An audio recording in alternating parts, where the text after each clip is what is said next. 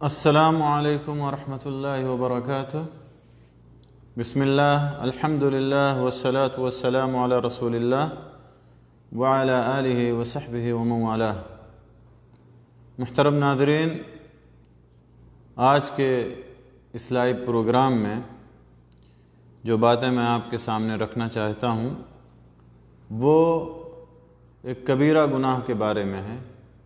ایک بہت بڑے گناہ کے بارے میں ہے، اور وہ ہے جھوٹی گواہی دینا۔ جھوٹی گواہی دینا، کیونکہ آج کے اس پرفتن دور میں، مادہ پرست زمانے میں، بہت سارے لوگ ایسے ہیں جو دنیا کی خاطر، معمولی روپے پیسے کی خاطر جھوٹی گواہی دیتے ہیں اور دوسروں کے لیے ظلم اور زیادتی کا سبب بنتے ہیں۔ آئیے ہم آج کے اس ملاقات میں اس عظیم گناہ کے بارے میں قرآن و سنت کی روشنی میں جاننے کی کوشش کریں کہ کس قدر یہ گناہ جو ہے عظیم ہے اور کتنا خطرناک ہے۔ مسند احمد کے اندر ایک حدیث ہے جس میں بتایا گیا ہے کہ قیامت کی نشانیوں میں سے ہے، جھوٹی گواہی دینا قیامت کی نشانیوں میں سے ہے۔ یہ اس حدیث کے راوی صحابی جلیل عبداللہ ابن مسعود رضی اللہ تعالیٰ عنہ کہتے ہیں کہ رسول اللہ صلی اللہ علیہ وسلم نے ارشاد فرمایا کہ ان بین ید الساعہ تسلیم الخاصہ وفشوء التجارة حتى تعين المرأة زوجها على التجارة وقطع الأرحام وشهادة الزور وكتمان شهادة الحق وظهور القلم۔ اس حدیث میں اللہ کے نبی صلی اللہ علیہ وسلم نے قیامت سے پہلے بہت ساری علامات اور بہت ساری نشانیوں کے ظہور کا تذکرہ کیا ہے۔ انہیں میں سے سب سے پہلی علامت جس کا ذکر آپ نے اس حدیث میں کیا وہ ہے کہ خاص لوگوں سے سلام کرنا، یعنی قیامت سے پہلے ایسا ایک وقت آئے گا جب لوگ صرف جان اور پہچان کے لوگوں سے سلام کریں گے، خاص لوگوں سے سلام کریں گے، سب سے نہیں سلام کریں گے، صرف اپنے خاص لوگوں سے وہ سلام کریں گے اور عام مسلمانوں سے سلام نہیں کریں گے۔ تو یہ قیامت کی نشانیوں میں سے ایک نشانی یہ بھی ہے۔ اسی طرح سے دوسری علامت اور دوسری نشانی جس کا آپ نے ذکر کیا وہ یہ ہے کہ تجارت اس قدر عام ہو جائے گی، یا اس طرح لوگوں کے درمیان تجارت کا غلغلہ ہوگا کہ عورت اپنے شوہر کی مدد کرے گی تجارت کرنے پر، یعنی عورت جو ہے اپنے شوہر کے ساتھ تجارت کرے گی،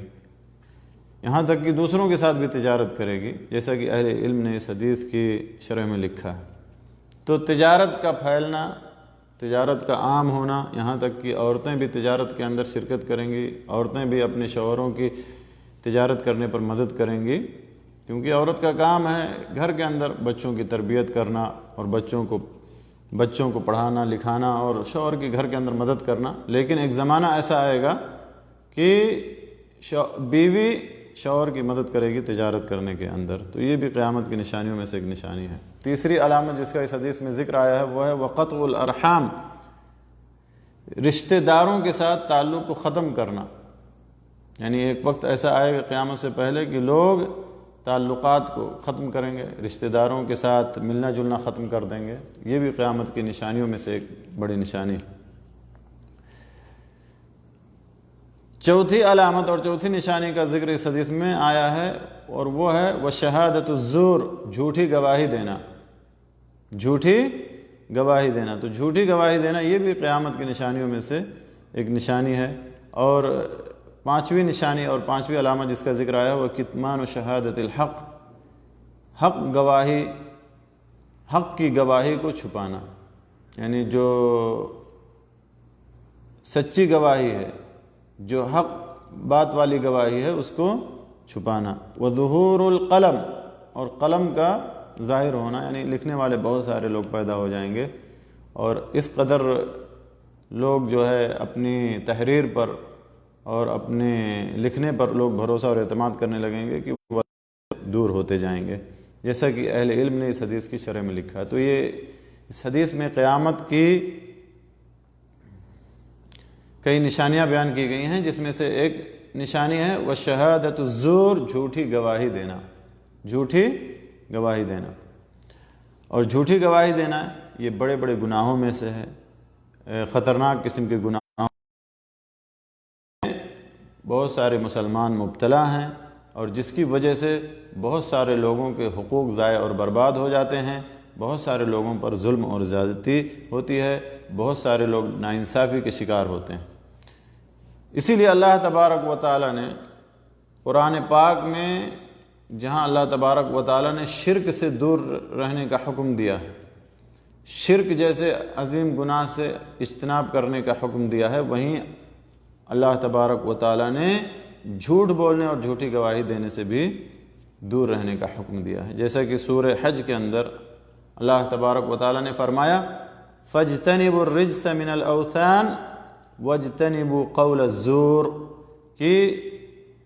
بتوں کی گندگی سے بچو اور جھوٹی گواہی سے یا جھوٹ بولنے سے بچو۔ اس آیت کی تفسیر میں عبداللہ ابن مسعود رضی اللہ تعالیٰ عنہ نے بیان کیا کہ جھوٹی گواہی کو اللہ تبارک و تعالیٰ کے ساتھ شرک کے ساتھ ذکر کیا، اور اللہ تبارک و تعالیٰ نے پہلے شرک سے اور بتوں کی گندگی سے اجتناب کا حکم دیا، پھر جھوٹی گواہی سے اور جھوٹ بولنے سے اجتناب کا حکم دیا، اور دونوں کا ایک ساتھ ذکر اس لیے کیا، یہ اس میں اس بات کی تاکید ہے کہ یہ گناہ کتنا خطرناک ہے، یعنی جھوٹی گواہی دینا یا جھوٹ بولنا کتنا خطرناک گناہ۔ اور اللہ تبارک و تعالیٰ نے اپنے مومن اور صالح بندوں کی اللہ تبارک و تعالیٰ نے مدح سرائی کی ہے، ان کی ثنا بیان کی ہے اور ان کی تعریف کی ہے۔ ان کی تعریف کیا کی ہے کہ وَالَّذِينَ لَا يَشْهَدُونَ الزُّورَ وَإِذَا مَرُّوا بِاللَّغْوِ مَرُّوا كِرَامًا، کہ جو لوگ جھوٹی گواہی نہیں دیتے ہیں، مومن اور صالح وہ لوگ ہیں جو جھوٹی گواہی نہیں دیتے ہیں، اور جب لغو کام سے ان کا گزر ہوتا ہے تو باعزت طریقے سے گزر جاتے ہیں۔ تو مومنوں کی خصوصیات میں سے ہے، مومنوں کی صفات میں سے ہے، صالحین کی صفات میں سے کہ وہ جھوٹی گواہی نہیں دیتے ہیں، جیسا کہ اس آیت مبارکہ کے اندر اللہ تبارک و تعالیٰ نے فرمایا۔ یہ سورہ فرقان کی آیت نمبر 72۔ اسی طرح سے ابو بکر رضی اللہ تعالیٰ عنہ کی ایک حدیث ہے جس میں اللہ کے نبی صلی اللہ علیہ وسلم نے فرمایا الا انبئکم باکبر الکبائر ثلاثا، آپ نے 3 بار فرمایا، کیا فرمایا کہ کیا میں تمہیں بڑے بڑے گناہوں میں سے بھی سب سے بڑے گناہ کے بارے میں نہ بتا دوں، یعنی کبائر میں بھی بڑے بڑے گناہوں کے بارے میں نہ بتا دوں۔ اس حدیث سے پتہ یہ چلا کہ گناہ جو ہے، جو گناہ کے اعمال ہوتے ہیں وہ ایک ہی درجے میں نہیں ہوتے ہیں بلکہ متفاوت ہوتے ہیں۔ ہر گناہ، ایک گناہ دوسرے گناہ کی طرح سے نہیں ہوتا بلکہ ان دونوں میں فرق ہوتا ہے، یعنی گناہوں کے بھی درجات ہوتے ہیں۔ اسی لیے اہل علم نے لکھا ہے کہ گناہ 2 طرح کے ہوتے ہیں، بڑے بڑے گناہ اور چھوٹے چھوٹے گناہ، اور بڑے بڑے گناہوں میں بھی سب گناہ ایک طرح سے نہیں ہوتے ہیں بلکہ اس میں بھی درجات ہوتے ہیں۔ تو اس میں نبی صلی اللہ علیہ وسلم نے فرمایا کہ بڑے بڑے گناہوں میں سے میں تمہیں سب سے بڑے گناہ کے بارے میں نہ بتا دوں؟ تو صحابہ نے کہا کیوں نہیں اللہ کے رسول، اور آپ نے 3 بار اس بات کو دہرایا۔ تو صحابہ نے کہا کیوں نہیں اللہ کے رسول، تو آپ نے فرمایا سب سے بڑا گناہ الاشراک باللہ، اللہ کے ساتھ شرک کرنا۔ سب سے پہلے نمبر پہ اللہ کے نبی صلی اللہ علیہ وسلم نے شرک کا ذکر کیا، اللہ کے ساتھ شرک کرنا، اور شرک کرنا یہ سب سے بڑا گناہ، ہم سب لوگوں کو معلوم ہے کہ اس کائنات کے اندر سب سے بڑا ظلم، سب سے بڑا جرم، سب سے بڑا پاپ، سب سے بڑا گناہ اگر کوئی ہے تو وہ شرک باللہ، اللہ کے ساتھ شرک کرنا۔ اور دوسرے نمبر پہ یا دوسرا گناہ جو نبی صلی اللہ علیہ وسلم نے ذکر کیا ہوا ہے وہ وقوق الوالدین، والدین کے ساتھ نافرمانی کرنا یا والدین کی نافرمانی کرنا، کیونکہ اللہ اور رسول کے بعد اگر سب سے بڑا مقام کسی کا اس دنیا میں ہے تو وہ والدین کا ہے، اور اللہ کے بعد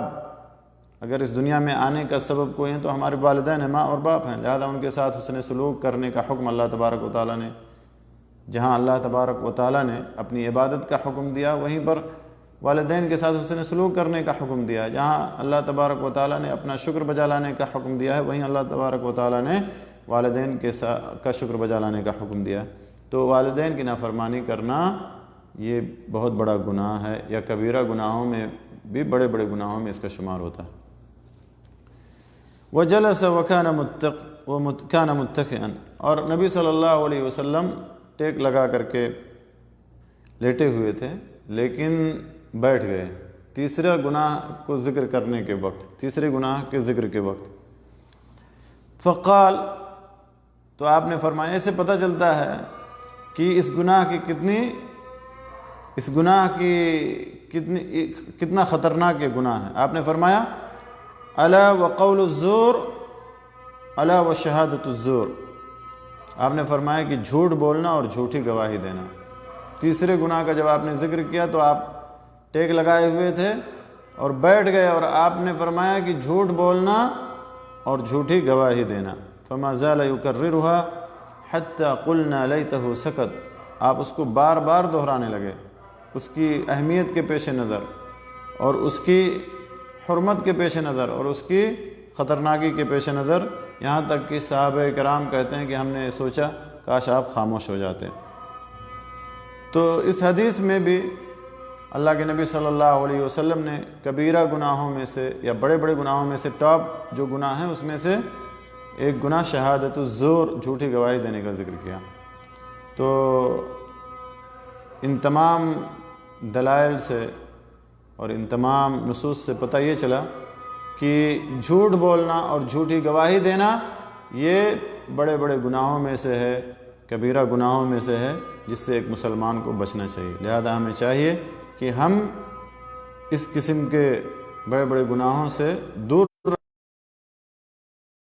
دوسروں کو بھی نصیحت کریں تاکہ وہ بھی اس قسم کے گناہوں سے بچیں اور دور رہیں۔ اللہ تعالیٰ سے دعا ہے کہ اللہ تعالیٰ ہمیں بڑے بڑے گناہوں سے بلکہ ہر طرح کے گناہوں سے اللہ تعالیٰ ہمیں محفوظ رکھے، اور اللہ تعالیٰ جب تک ہمیں اس دنیا میں زندہ رکھے ایمان اسلام توحید پر، جب ہمارا خاتمہ ہو جان نکلے ایمان پر، اسلام پر، توحید پر، کلمہ لا الہ الا اللہ محمد رسول اللہ پر ہماری جان نکلے۔ وآخر دعوانا الحمدللہ رب العالمین وصلی اللہ علی نبینا محمد وعلی آلہ وصحبہ اجمعین۔ وجزاکم اللہ خیرا واحسن الیکم۔